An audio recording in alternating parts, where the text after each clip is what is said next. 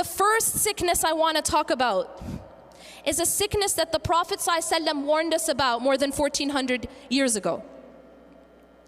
In a very, very profound hadith, he says to his companions, there will come a day, your enemies will soon gather one another to attack you, like people gather one another to eat from their dish, to share from their dish.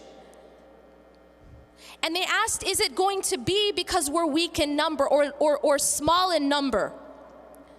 And he says, no, you will not be small in number. In fact, you will be large in number.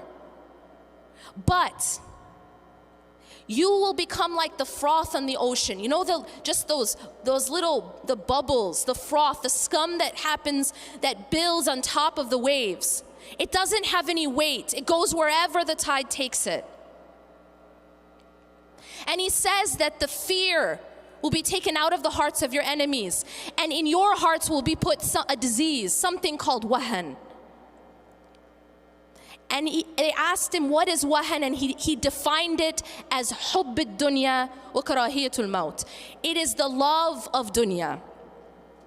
Now the reason why this hadith is literally prophecy is because it describes the weakness that will come to our ummah. And he says the enemies will gather one another to attack you.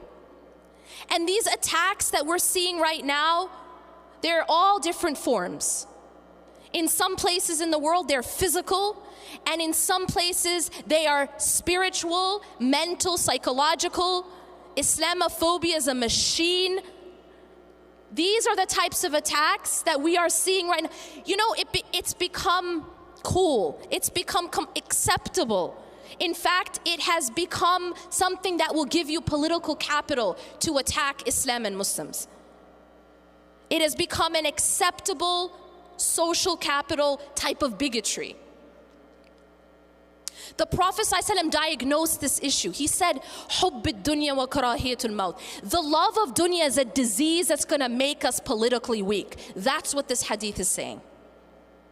It's a disease, but what kind of disease is it? It's a spiritual disease. What is hubb ad-dunya? The love of this life. What does it mean to love dunya? What does it mean to love dunya? Does it mean that we're not allowed to have nice things? Does it mean we're not allowed to have jobs and get married and have nice houses? Of course we can. In fact, there were many companions who were extremely wealthy. But the problem is that the dunya has taken over our hearts. Hubb ad-dunya becomes a disease when you don't own your stuff owns you. You don't own your money owns you. You don't own your status owns you. You don't own your power owns you.